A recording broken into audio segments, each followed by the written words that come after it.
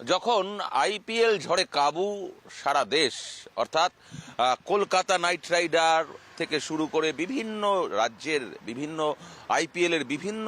দলের খেলা, সেই খেলা নিয়ে উন্মাদনা যখন তুঙ্গে, ঠিক সেই সময়ে যুদ্ধের আবহ সৃষ্টি হয় এবং সেই যুদ্ধের আবহ সৃষ্টি হওয়ার পর আপৎকালীন পরিস্থিতিতে বন্ধ করে দেওয়া হয় আইপিএল। এবং আইপিএল বন্ধ করে দেওয়ার পর দেখা যায় এই ইডেন গার্ডেন্স, যেখানে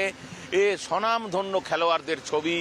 সেখানে লাগানো ছিল, সচিন তেন্ডুলকর থেকে শুরু করে ঝুলন গোস্বামী, গাভাস্কার, আর এ যাবৎকাল যত তারকা খেলোয়াড় ছিল তাদের প্রত্যেকের ছবি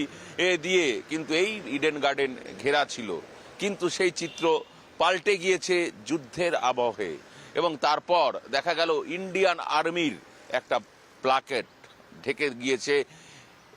ইডেন গার্ডেন চত্বরে, অর্থাৎ ইডেন গার্ডেনের যে মূল গেট, 1 নম্বর গেট এবং 2 নম্বর গেটের মাঝখানে সেই জায়গায়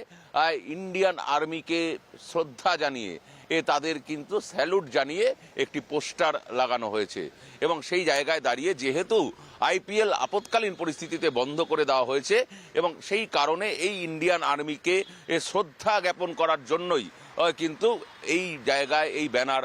লাগিয়ে দেওয়া হয়েছে।